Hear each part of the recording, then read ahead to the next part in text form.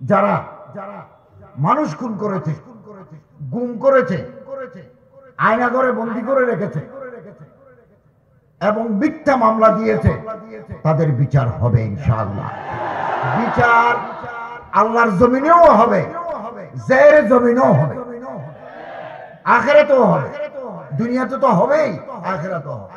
আমরা কোনো অপরাধীকে ছাড় দেব না। যারা সত্যিকারের অপরাধী, কালপ্রিট, যারা ফৌজদারি অপরাধে জড়িত, তাদেরকে আইনের আওতায় আনতে সরকার প্রতিশ্রুতিবদ্ধ। আপনারা জানেন আমরা অত্যন্ত নাজুক পরিস্থিতিতে দেশের দায়িত্ব নিয়েছি। 5 মাস চলমান। আমরা ইতিমধ্যে, আপনি 16 বছরের জঞ্জাল একদিনে পরিষ্কার করতে পারবেন না। এটা সেট আপ আছে, এটা বহুদিনের সেট আপ। এই সেট আপকে শুদ্ধ করতে সময়ের প্রয়োজন, কিন্তু আমাদের হাতে বেশি সময় নাই।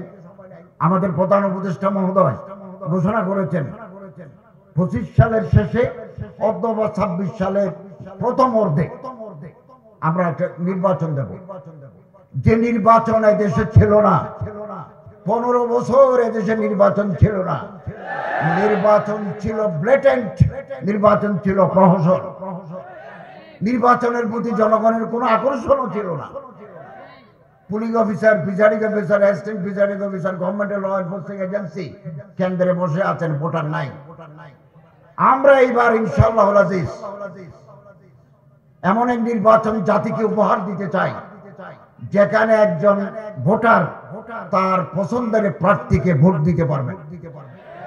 যারাই ভোট পাবেন, যারা ম্যান্ডেট প্রাপ্ত হবেন, আমরা তাদের কাছে ক্ষমতা হস্তান্তর করব। আমরা চলে যাব। এই অল্প সময়ের ভিতরে আমরা কিছু সংস্কারে হাত দিয়েছি, সংস্কারও চলমান।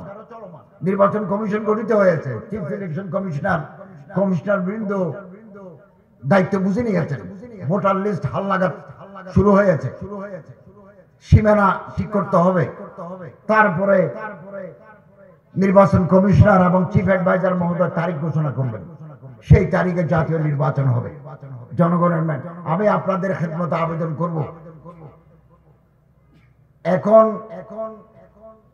উপদেষ্টা পরিষদে, মন্ত্রী পরিষদে আমি একজন মাদ্রাসার ছাত্র।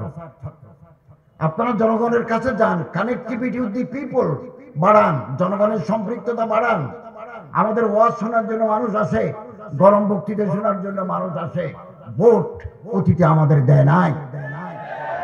কেন দেয় নাই? ভোট ওয়াজ শুনতে আসে, লক্ষ লক্ষ মানুষ আমাদের জমায়েত কথা শুনতে চায়, কিন্তু ভোট দিতে বললো আমাকে দেয়। অতীতের 53 বছরের ইতিহাস খুঁজে দেখেন আমাদের পার্সেন্টেজ কত। অতএব আমি অনুরোধ করবো আলেম ওলামাদেরকে জনগণের পাশে দাঁড়াতে হবে। দাঁড়াচ্ছেন আলহামদুলিল্লাহ, আরো বেশি জনসম্পৃক্ততা বাড়াতে হবে। অন্তত পক্ষে 30 জন আলেম যদি পার্লামেন্টের মেম্বার হয়, পার্লামেন্টের চেহারা বদলে যাবে। একজন জোনায়েত আল হাবিব সাহেবকে যদি পার্লামেন্টে নিতে পারে, মাহমুদুল সাহেবকে যদি নিতে পারে, চিত্র বদলে যাবে।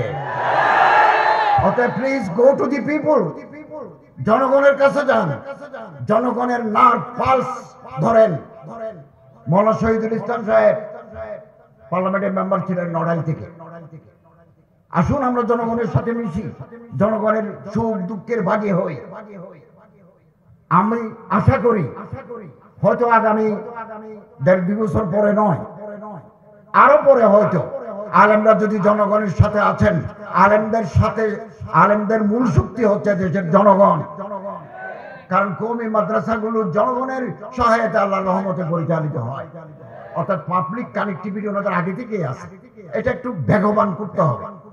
আমি আশা করি, আমার প্রত্যাশা, ততদিন আমরা দুনিয়াতে বেঁচে থাকবো কিনা জানি না, এই দেশ একদিন আলেম এবং ইসলামপন্থীরা রাষ্ট্র পরিচালনা করবে। চারিদিকে আলহামদুলিল্লাহ এভাবে জোয়ার সৃষ্টি হয়েছে। আমি সবসময় ঐক্যের কথা বলি, ওয়াহাদাতে উম্মতের কথা বলি। এখনো যদি যারা ইসলামী আদর্শকে লালন করি, আমরা যারা, আপনারা, আমরা যদি একটু কাছাকাছি আসতে পারি, তাহলে আগামী দিনের ইতিহাস বদলে যাবে। নতুন এক সূর্য পূর্ব আকাশে উদিত হবে ইনশাআল্লাহ। অতএব আমাদের ঐক্য প্রয়োজন, ঐক্য প্রয়োজন, একে অপরের হাত ধরি এবং ইনশাআল্লাহ আল্লাহ না করুন এই সরকার যদি ব্যর্থ হয়, একটা নির্বাচন দিয়ে নির্বাচিত দলের কাছে ক্ষমতা হস্তান্তর করা আমাদের প্রাইম অবজেক্ট, এটা যদি আমরা ব্যর্থ হই কোনো কারণে, তাহলে এই জাতির ভবিষ্যৎ অন্ধকার হয়ে যাবে, অন্ধকার হয়ে যাবে। একের পর এক চ্যালেঞ্জ আমরা মোকাবেলা করছি, একের পর এক চ্যালেঞ্জ। আপনি একটু চোখ বন্ধ করে আমাদের দায়িত্ব নিচ্ছি আমরা 8 অগাস্ট, এরপর থেকে আপনি বাংলাদেশের সিচুয়েশন পরীক্ষা করেন, 1 2 3 4 5 6 এভাবে একের পর এক অদৃশ্য শক্তি জনগণের মাঝে বিভেদ তৈরি করে ঘোলা পানিতে মাছ শিকার করতে চায়। অতএব আমাদেরকে সচেতন থাকতে হবে, ঐক্যের বন্ধন মজবুত রাখতে হবে, আলেম ওলামাদের পদাঙ্ক অনুসরণ করতে হবে, ওনাদের কথা মতো আমাদের চলতে হবে।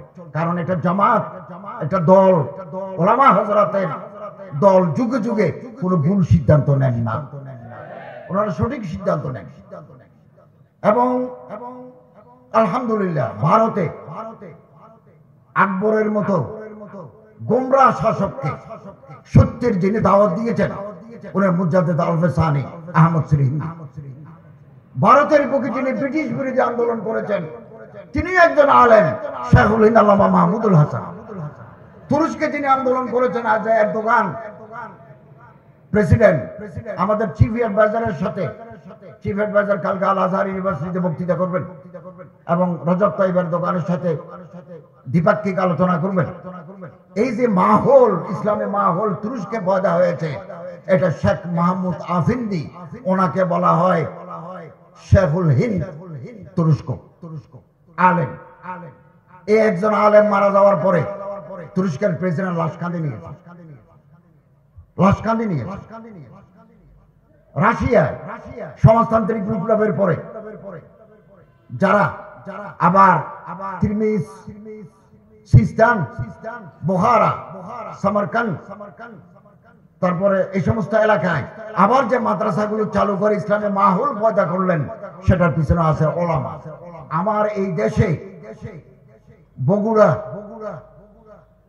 একটা নদী আছে করতোয়া, করতোয়া নদীর পূর্ব পারে লাশের কবর, করতোয়া নদীর ওই পারে মাথার খবর। মৌলানা আব্দুল মান্নান তালিব সাহেব রহমতুল্লাহ আলাইহি বাংলাদেশের ইতিহাস কিতাবে লিখেছেন, সন্ত্রাসীরা এসে এই দাঈ ইলাল্লাহকে জবাই করে মাথা নিয়ে গেছে, মুসলমানরা আবার দৌড়ে এসে ওনার লাশটা দাফন করলেন, মাথা নাই, মাথা আছে করতোয়া নদীর ওই পারে। এইরকম ওলামায়ে কেরাম যুগে যুগে শ্রম দিয়েছেন, মেহনত করেছেন, রক্ত দিয়েছেন। পৃথিবীর কোন রক্ত বৃথা যায় নাই, যাবেও না ইনশাআল্লাহ। অতএব আসুন আমরা ওলামা হযরত ওলামায়ে কেরাম, মাশায়েখে আযম, আইম্মায়ে মাসাজিদ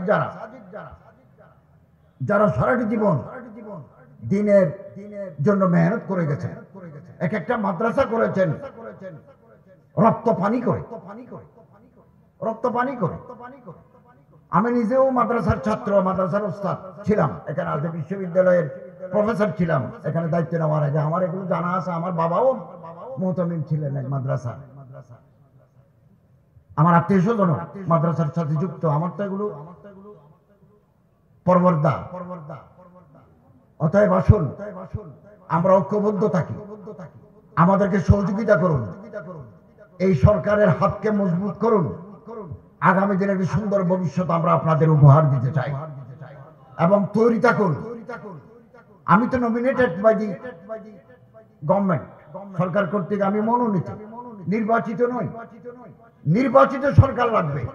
আগামী দিনে আপনারা আলেম ওলামাদেরকে নির্বাচিত করুন, যারা সমাজের মুখপত্র, যারা তর্জমানে ইসলাম, ওনাদেরকে আপনারা পার্লামেন্টে পাঠার ব্যবস্থা করুন। এখনো হাতে কিছু সময় আছে, এখনো কাজ করার সুযোগ আছে। একা হতে পারবেন না, আর অন্যের হাত ধরুন। সবার 10টা হাত যদি একসাথে জড়ো হয়, বিশাল শক্তিতে পরিণত হবে। এবং এই দেশে সুপ্রিম কোর্টের একজন বিচারক তার মাধ্যমে আমরা একটা জাজমেন্ট পেয়েছি, আমার বাসায় আছে, এখনো পড়ে দেখি নাই।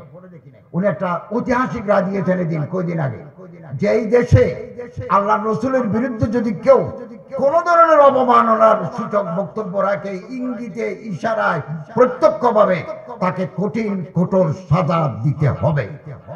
এরকম একটা অবজারভেশন উনি দিয়েছেন।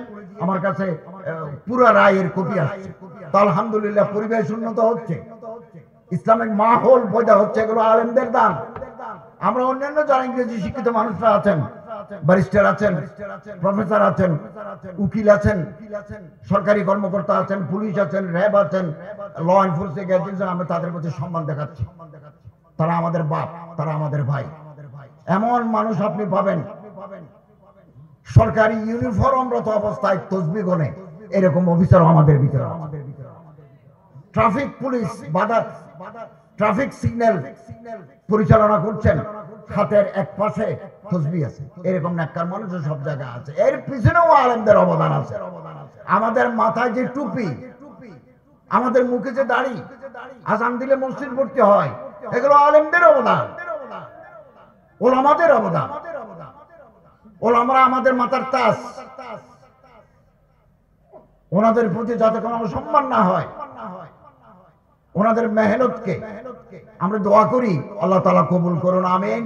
এবং আগামী দিনে একটা সুন্দর বৈষম্যহীন রাষ্ট্র যাতে আমরা গঠন করতে পারি, এবং রাসূল করিম সাল্লাল্লাহু আলাইহি ওয়াসাল্লামের সিরতের আদর্শে যাতে আমাদের রাষ্ট্র গঠিত হয়, এই স্বপ্ন আমরা বুকে লালন করছি। আমাদের এটা এক পর্যায়ে, একটা মারহালা, আমরা একটা পর্যায়ে আছি, আরো পর্যায়ে আসবে, আরো ফেজেস উইল কাম। আল্লাহ তাআলা আমাদের সবাইকে দ্বীনের খেদমত ব্যাপকভাবে করার তৌফিক আল্লাহ তাআলা আমাদের দান করুন, আমিন। এবং হযরত উলামায়ে কেরাম যারা আছেন তাদের খেদমতকে আল্লাহ তাআলা দিন দুগনি রাত চুগনি তরক্কি দান করুন, আমিন। ওয়া আখিরু দাওয়ানা আলহামদুলিল্লাহি রাব্বিল আলামিন। আলেমদের রক্তের দ্বারায় যদি মোদী সরকারের আগমন ঠেকাতে গিয়ে যে আন্দোলন হয়েছিল, মোদীর আন্দোলন ঠেকাইতে যে আন্দোলন হয়েছে, ওই আন্দোলনও যদি মোদীর দাসত্ব যারা করেছে তাদের পতন যদি হতো, তাহলে হয়তো তারা থেকে যেত। আবার নির্বাচনের রাস্তা খোঁজার সহজ রাস্তা তাদের জন্য বেরিয়ে যেত। তো উলামায়ে কেরাম রক্ত দিয়েছেন, উলামায়ে কেরাম সবর করেছেন, আল্লাহ তাআলা কাটা দিয়ে কাটা তুলেছেন। মৌলবীর পাহারা দেওয়া লাগে না যে আমাদের জেল দিলাকে, মিথ্যা মামলা দিলা কেন, আমাদের আলেমদেরকে জেল বন্দি কেন করলে, আলেমদেরকে হয়রানি কেন করলে, এটা বলা লাগে না। পাবলিকের জব দিতে দিতে সব নৌকা দিয়ে ঘুরে আর বোরকা পরে ঘুরে, কারণ ইন্না বাতশা রাব্বিকা লাশাদীদ। জালেমের পতন এরকম হয়, এটি ইতিহাস হয়ে রয়, যেমন শেখ হাসিনার পতন। গণভবনের চতুর্দিকের ইট একটাও নাই, চতুর্দিকের ইট ছাত্ররা খুলে ফেলেছে, মোল্লারা ভাঙে নাই। মৌলবীরা তো নায়েবে নবী, তাদের ধৈর্য আছে, তারা সরওয়ারে দু আলম নবীর তায়েফের সুন্নতের উপরেও আমল করা জানে। তারা রক্ত ঝরার পরেও বলে আল্লাহ ওরা বুঝে নাই, ওগরে মাফ করে দাও। সেই কাফেলা হলো উলামায়ে কেরাম। কিন্তু ছাত্র জনতা খালি একদিন রাজাকার কইছে, এমন চেতাই চেতছে সোজা গণভবন। আর যাইতে যাইতে গণভবনের চতুর্দিক এমন ভাবে ঘেরাও করেছে যে বুবুর গাড়িতে চলে যাওয়ারও কোনো রাস্তা ছিল না, শেষ বেলায় হেলিকপ্টারে চলে উড়াল দিয়ে চলে গেছে। আর পরিণতি কি হয়েছে? ছাত্ররা চতুর্দিকের গণভবনের ডাবল ইটের গাঁথুনির দেয়ালের ইট খুলে ফেলেছে, পুকুরের মাছ ধরে লয়ে গেছে, হাঁস গুলাও লয়ে গেছে, জানালার কাপড়ের পর্দাটা পর্যন্ত লয়ে গেছে, কোনো কিছু আর রাখে নাই, সব লয়ে গেছে। যদি শেখ হাসিনা সাহস দেখায় ওই দিন বসে থাকতে পারতো, আর যদি বসে থাকতো কোনো কারণে অবস্থা দেখে মনে হয় ছাত্র জনতা হাসিনার গায়ের চামড়াটা খুলে ফেলতো, ওখানে চামড়া খুলে ফেলতো। কি কারণে খুলতো? জুলুম। কি কারণে? জোরে বলেন। জুলুম। কারণ জুলুম আল্লাহ পাক সহ্য করেন না, জালিমকে আল্লাহ পাক পছন্দ করেন না। জালিম যেই হবে, জালিমের সাথে আল্লাহ নাই, আল্লাহ পাক মাজলুমের সাথে আছেন। মাজলুমের দুআ আহাজারি আর আল্লাহ পাকের মাঝখানে কোনো পর্দা নাই। মাজলুম যেই হয় তার সাথে আল্লাহ পাকের সম্পর্ক গভীর হয়ে যায়। এ কারণেই নবীরা মাজলুম হয়েছেন, জালেম হন না। নবীরা কি হন নাই? নবীরা জালেম হন নাই কখনো। 100 লক্ষ নবী, লক্ষাধিক নবী রাসূলের কেউ জালেম হন নাই, মাজলুম হয়েছে। নবীদের পরে নায়েবে নবীরাও মাজলুম হয়েছেন, জালেম হন নাই। ইমামে আজম আবু হানিফা রাহমাতুল্লাহ আলাইহি একজন থাপ্পড় মারছে, সরকারি পুলিশ অফিসার।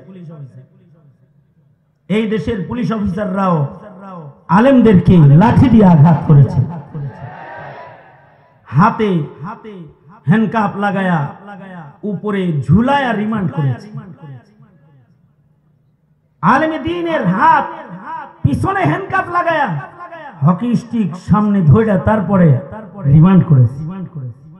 অকথ্য ভাষায় গালিগালাজ করেছে, হাঁটুতে স্ট্যাম্প দিয়ে আঘাত করে রিমান্ড করেছে। জুলম, অন্যায় ভাবে মারধর করেছে, আলেমরা সহ্য করেছে। বিচার আল্লাহ তাআলা করেছে। বিচার কে করেছে? জোরে বলেন। আল্লাহ করেছে। কারণ মাজলুমের সাথে তো আল্লাহ। ইমামে আজম আবু হানিফাকে একজন থাপ্পড় মেরেছে পুলিশ অফিসার। ইমামে আজম বললেন, তোর গায়ে যে পরিমাণ গোশত টোস্ত দেখা যায়, আমি ইচ্ছা করলে তোকে একটা আছাড় মারতে পারি, ধরে ফুটবলের মতো তোরে এরকম দিতে পারি। দিলাম না, মাফ করে দিলাম। আমি ইচ্ছা করলে সরকারকে বলে তোর চাকরি শেষ করে দিতে পারি। তোরে চাকরি দেওয়া হয়েছে জুলুম বন্ধ করার জন্য, জুলুম করার জন্য না। এদেশের বাহিনী যারা চাকরি নিয়েছে এরা জুলুম করার জন্য না, জুলুম বন্ধ করার জন্য। নিষ্পাপ মানুষদেরকে হয়রানি করে জুলুম করার জন্য না, জালেমকে গ্রেফতার করার জন্য, জালেমকে তালাবদ্ধ করার জন্য। জালেমকে ধরবে বাহিনীর কাজ। জালেম যেই হোক, জালেম যদি দেশের রাজা হয়, দেশের বাদশাহ যদি জুলুম করে, জালেম যদি প্রধানমন্ত্রীও হয় সে যদি জুলুম করে, জালেম যদি এদেশের প্রধান উপদেষ্টাও হয় সেও যদি জুলুম করে, বাহিনীর অধিকার আছে জালেমকে পাকড়াও করার, গ্রেফতার করার, শাস্তির মুখোমুখি করার। এই জন্যই বাহিনী জালেম ধরার জন্য। কিন্তু আজব জমানা, এখন বাহিনী জালেম ধরে না, মজলুম ঠেকাও, মজলুমদেরকে পাহারা দাও আর জালেমদেরকে উন্মুক্ত ঘোরার সুযোগ দাও না। আল্লাহ তাআলা এটা বরদাস্ত করেন না। পুলিশ অফিসার থাপ্পড় মারছে হযরত ইমামে আজম আবু হানিফাকে। ইমামে আজম বলে, ইচ্ছে করলে তোর ব্যাপারে নোটিশ করে তোর চাকরি শেষ করে দিতে পারি, দিলাম না। ইচ্ছে করলে বাদশার কাছে বিচার দিয়ে তোকে প্রতিশোধ নিয়ে আর একটা থাপ্পড়ও আমি মারতে পারি, কিসাস নিতে পারি, নিলাম না, মাফ করে দিলাম। ইচ্ছা করলে জায়নামাজ বিছায়া তোর জন্য শেষ রাত্রিতে বদদোয়া করতে পারি, কিন্তু বদদোয়াও করলাম না। ময়দানে মাহশারে জুলমের বিচার যেদিন আল্লাহ তাআলা করবেন, সেদিন আমি আল্লাহর আদালতে তোর ব্যাপারে নালিশ করার ক্ষমতা সংরক্ষণ করি, কিন্তু তোকে খুশখবরি শোনাচ্ছি, আমি তোর ব্যাপারে আল্লাহর আদালতেও কোনো নালিশ করব না। তোকে আরেকটা সুখবর শোনায় দিচ্ছি, তুই যদি তোর ঈমান নিয়ে কবরে যাইতে পারস আর আমি যদি জান্নাতে যাই, তাহলে তুই আমাকে মজলুম বানায়া মকবুল বানাইছস, দোয়া কবুল দোয়া করার সুযোগ দিছস। এর পুরস্কার হিসেবে আমি তোকে শাফাআত করে জান্নাতে নিয়ে যাব, তুই যদি ঈমান নিয়ে যাইতে পারস। কারণ মুহাম্মদুর রাসূলুল্লাহ সাল্লাল্লাহু আলাইহি ওয়াসাল্লামের নায়েব। এই কারণে এদেশের আলেমদের অনেক ধৈর্য, এদেশের আলেমদের ধৈর্য আছে বিধায়ী। একবার ইস্তেমার মাঠে রক্ত ঝরাইছিলে, আলেমরা কিছু বলে নাই, ধৈর্য আছে এই জন্য। আবার মারলে, আবার রক্ত ঝরালে, জালেম হয়ে গেলে, জালেমকে আল্লাহ তাআলাও ছাড় দেন না, জুলুম আল্লাহ তাআলা বরদাস্ত করেন না। হ্যাঁ, মজলুম হইতে হইতে সে সীমানায় যখন পিঠ লেগে যায়, তখন আসে হলো জিহাদ ফি সাবিলিল্লাহ, প্রতিশোধ নেওয়ার পালা, তখন আসে প্রতিশোধ গ্রহণ করার পালা। মুসলিম দেশে টুপি দাড়িওয়ালা, এদের মধ্যে এই প্রতিশোধের এইটা কাম্য নয়। এ কারণে সরকারের দায়িত্ব, যারা জুলুম করতেছে তাদেরকে উপযুক্ত বিচার করুন, জালেমকে প্রশ্রয় দিবেন না। জালেমকে প্রশ্রয় দিলে আল্লাহ নারাজ হয়ে যায়, গজব চলে আসে, গজব আসে, আল্লাহ নারাজ হয়। সুতরাং আমার ভাইদের রক্তের বিচার চাই, ইস্তেমার রক্তের বিচার চাই। সরকারের কাছে বলি, জালেমদেরকে গ্রেফতার করুন, বিচার দিন, আমরা বিচার চাই। আমরা ধৈর্য আছে, আমাদের শৃঙ্খলা আছে, আদর্শিক জীবন আছে। এদেশের আলেম ওলামারা কারোর সাথে রক্তের রাজনীতি করে না, রক্ত নিয়ে ছিনিমিনি তারা খেলে না। তারা দেশের মানুষের ঈমান রক্ষার আন্দোলন করে, তারা দেশের মানুষের আমল রক্ষার জন্য দাঁড়ে দাঁড়ে ঘুরে, তারা হলো উলামায়ে কেরাম। সুতরাং আলেমদেরকে প্রতিপক্ষ ভাবার কোনো সুযোগ নেই। আলেমরা প্রতিপক্ষ না, আলেমরা হলো জাতির সংকটের সময়ে সুস্থ সমাধান দেওয়ার ইলমি অধিকার সংরক্ষণকারী জামাতের নাম। কারণ নবী আর আসবে না, নায়েবে নবীরাই জাতিকে পথ দেখাবে।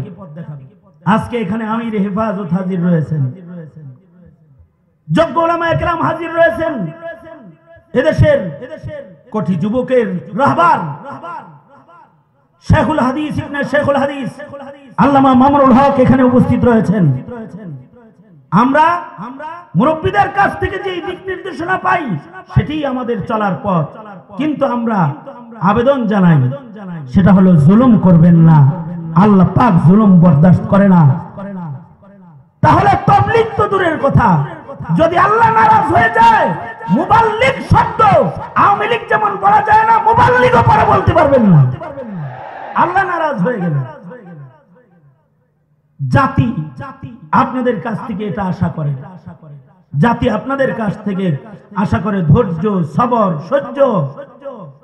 নবী পাকের শুধু দাড়ি আর টুপির সুন্নাত না, নবী পাকের ধৈর্যের সুন্নাত, নবীর ধৈর্যের সুন্নাত কামনা করে কাজ করবেন, নবীওয়ালা কাজ, আর নবীজির আদর্শিক জীবন থেকে দূরে থাকবেন, এটি কাম্য নয়। সুতরাং জুলুম করব না ইনশাআল্লাহ, আমরা জালেম হব না ইনশাআল্লাহ, মজলুম হব, জালেম হবে না। কিন্তু মুরব্বীরা যদি কোনো আহ্বান করে, ডাক দেয়, জীবন দিয়ে হলেও সে আহ্বান এবং সে দাবিকে পূরণ করার জন্য রাজপথে দাঁড়াইতে কাফন পরে তৈয়ার আছেন তো ইনশাআল্লাহ। আল্লাহ তাআলা সবাইকে কবুল আর মঞ্জুর করুন, এবং আল্লাহ পাকের ধরপাকড় থেকে আমাদেরকে আল্লাহ তাআলা হেফাজত করুন। এখন আমাদের মজলিসে আলোচনা করবেন শেখুল হাদিস ইবনে শেখুল হাদিস আল্লামা মামুনুল হক সাহেব। উনি ওনার সিদ্ধান্তমূলক বক্তব্য পেশ করবেন, তাই আমি আমার বক্তব্যকে লম্বা করে ওনার বক্তব্যের সময়কে কর্তন করতে চাই না। আমি আমার উত্তরার সকল তালেবানে ইলমে নবুওয়াত তথা উলামায়ে দ্বীনদেরকে বলবো, হিকমত ও ধৈর্যের সাথে পথ চলার জন্য। তৈয়ার আছি তো ইনশাআল্লাহ? তৈয়ার আছি তো ইনশাআল্লাহ? আমরা মুরব্বীদেরকে মানি, আমরা আমির মানি। যারা বলো আমির মানো তারা আমির মানো না। তোমাদের আমির কি বলেছে? দেশের আলেমদেরকে মারতে, ঘুমন্ত মানুষকে হত্যা করতে, তাহলে সে আমির নয়, সে আমির নয়।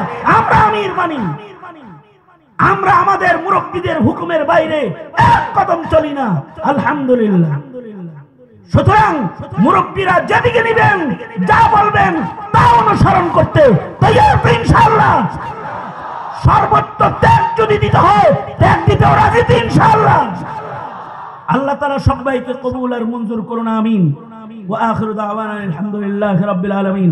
আসসালামু আলাইকুম ওয়া রাহমাতুল্লাহি ওয়া বারাকাতুহু।